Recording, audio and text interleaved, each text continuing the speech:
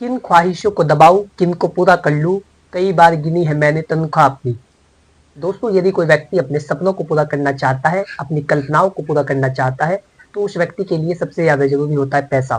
पैसे के अभाव में अपनी कल्पनाओं को, अपने सपनों को हम जो हासिल करना चाहते हैं, उसे हासिल कर पाना मुमकिन नहीं है। लेकिन दुविधा ये है कि जो सीनियर सिटीजन होते हैं, जो वरिष्ठ नागरिक हैं, वो अपनी संपत्ति, अपने जीवन भर की कमाई, जो कुछ जायदाद उन्होंने इकट्ठा की होती है, वो अपनी एज में आने के बाद, यानी जब वो 60 वर्ष के हो जाते हैं या उससे अधिक हो जाते हैं, तो वो अपने जीते जी अपने बच्चों में उसी संपत्ति को बांट देते हैं।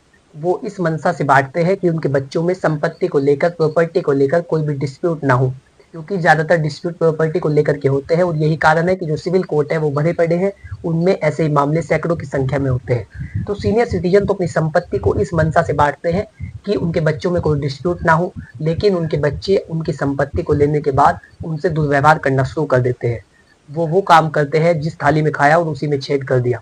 तो ऐसे बच्चे माता पिता को जो परेशान करते हैं, उनके साथ दुर्व्यवहार करते हैं, उनकी बेसिक नीड्स को पूरा नहीं करते।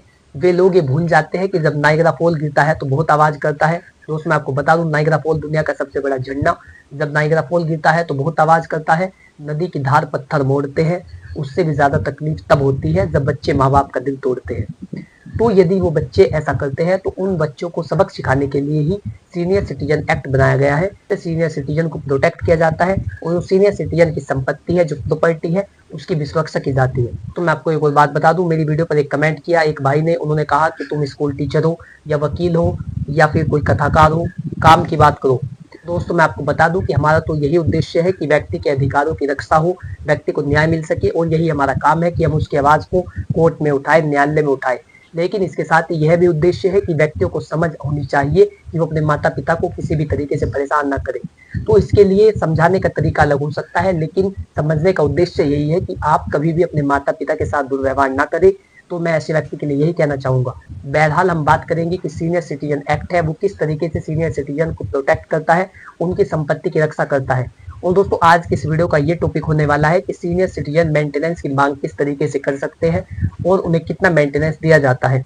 जो गुजारा भत्ता होता है उसकी राशि कितनी होती है, कितनी राशि सीनियर सिटीजन ट्रिब्यूनल तय कर सकता है या कोर्ट तय कर सकती है कि कितनी राशि सीनियर सिटीजन को, वरिष्ठ नागरिकों को, उनके बच्चों के द्वारा दिलाई जाए। और इसे हम एक मुंबई हाईकोर्ट के जजमेंट के द्वारा भी जानेंगे। तो आशा करता हूँ कि आज की वीडियो आपको अच्छी लगेगी और आपसे अनुरोध है कि यदि आप चैनल पर पहली बार आए हैं तो आज ही चैनल को सब्सक्राइब कर ले, ताकि इसी प्रकार की लीगल नॉलेज, इसी तरह की कानूनी जानकारी आप तक पहुंच सके। तो इस जजमेंट का नाम है Nisha Nitin Kopikar versus state of Maharashtra, और ये जजमेंट 8 मार्च 2024 को दिया गया। इस जजमेंट के फैक्ट्स को जानने से पहले हमें समझना होगा कि जो सीनियर सिटीजन एक्ट है वो किस तरीके से सीनियर सिटीजन को प्रोटेक्ट करता है और उनकी रक्षा करता है। दोस्तों, सबसे पहले मैं आपको सीनियर सिटीजन एक्ट के बारे में 3 बातें बता दूं।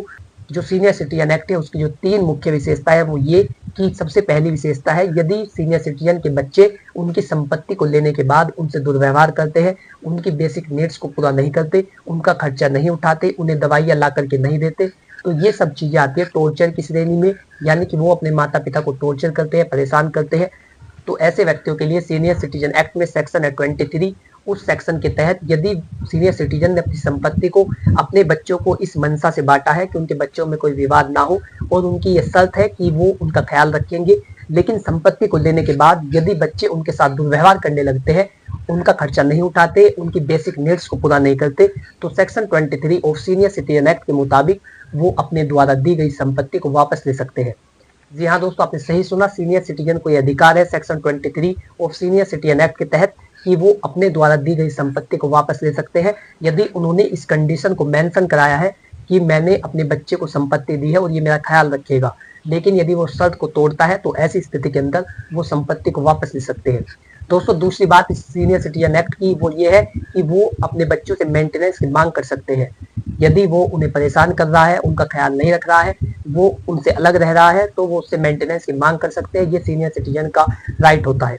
तो सीनियर सिटीजन एक्ट की तीसरी विशेषता है, यदि उनके बच्चे उनके साथ दुर्व्यवहार करते हैं, सीनियर सिटीजन को ये लगता है कि इसका आचरण सही नहीं है, यानी कि उसका बच्चा गलत दिशा में चल रहा है और वो कब न जाने पूरे परिवार को फंसवा देगा, तो ऐसी स्थिति के अंदर वो उसे संपत्ति से भी बेदखल कर सकते हैं, उसे संपत्ति से निकाल सकते हैं। तो ये सीनियर सिटीजन एक्ट के तहत प्रावधान किए गए हैं ताकि सीनियर सिटीजन की हिफाजत की जा सके, उनकी रक्षा की जा सके, उनकी संपत्ति की उनकी संपत्ति को प्रोटेक्ट किया जा सके। दोस्तों अब हम बात करते हैं कि जो ये जजमेंट है इसके क्या फैक्ट्स थे। तो जो जजमेंट है Nisha Nitin Koppikar versus state of Maharashtra, इस जजमेंट के फैक्ट्स हम जानते हैं। इसमें सबसे पहले 2 सीनियर सिटीजन होते हैं, मदर और फादर, जिनकी एज होती है 74 और 73। इन सीनियर सिटीजन के 3 बच्चे होते हैं, 2 लड़के और 1 लड़की।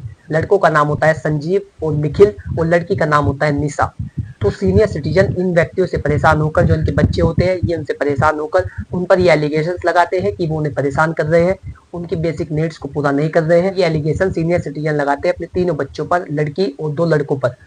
तो इसके चलते वो सीनियर सिटीजन ट्रिब्यूनल में एप्लीकेशन दायर करते हैं कि मुझे अपने बच्चों से मेंटेनेंस दिलाया जाए, ये मुझे परेशान करते हैं, मेरा ख्याल नहीं रखते और मुझे इनसे मेंटेनेंस लेना है जिससे हम अपना जीवन यापन कर सके। सीनियर सिटीजन ट्रिब्यूनल उनके बच्चों को आदेश देती है, 2 लड़के और 1 लड़कियों को, कि वो इन्हें मेंटेनेंस दे और मेंटेनेंस की राशि तय की जाती है 26,000 रुपए। किस तरीके से दी जाएगी, तो 10-10 हजार रुपए दोनों लड़के देंगे, संजीव और निखिल, और 6,000 रुपए देगी निशा। तो ये मेंटेनेंस की राशि तय की गई सीनियर सिटीजन ट्रिब्यूनल के द्वारा। लेकिन जो संजीव था उसने तो इस बात को मान लिया, उसने कह दिया कि मैं मेंटेनेंस देने के लिए तैयार हूँ। जो सीनियर सिटीजन का एक लड़का था संजीव, उसने तो इस बात को मान लिया, उसने आदेश को मान लिया कि मैं मेंटेनेंस दूंगा 10,000 रुपए प्रति माह के हिसाब से।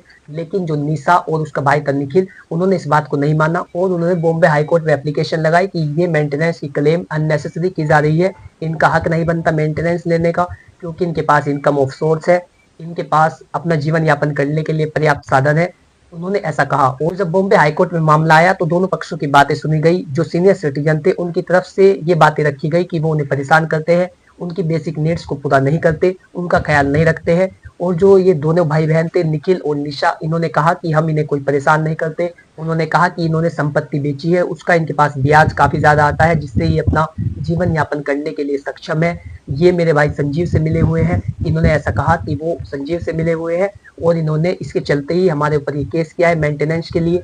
तो ये बातें उनकी तरफ से रखी गई। तो बॉम्बे हाईकोर्ट ने अपना फैसला दिया, दोनों पक्षों की बातों को सुन करके अपना जजमेंट दिया कि जो सीनियर सिटीजन ट्रिब्यूनल के द्वारा आदेश दिया गया है मेंटेनेंस के लिए, जो रखा गया है 26,000 रुपीज, 26,000 रुपए, उसे मॉडिफाई किया जाता है और ये रकम 20,000 रुपए की जाती है।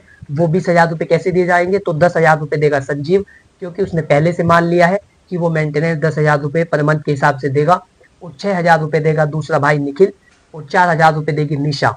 तो इस तरीके से मेंटेनेंस की राशि तय की गई। उसको ये क्यों की गई, क्योंकि एक सीनियर सिटीजन सेक्शन 9 के सब क्लोज 2 के अनुसार 10,000 रुपए की मेंटेनेंस की राशि ले सकता है। क्योंकि ये 2 थे यानी कि मदर एंड फादर, तो इनके लिए 20,000 की राशि तय की गई। तो अब आप लोग समझ पाए होंगे कि जो सेक्शन 9 का सब क्लोज 2 है वो इसी बारे में है कि कितनी राशि मेंटेनेंस के लिए सीनियर सिटीजन को दी जाएगी। तो एक सीनियर सिटीजन के लिए 10,000 रुपए की राशि तय की जाती है।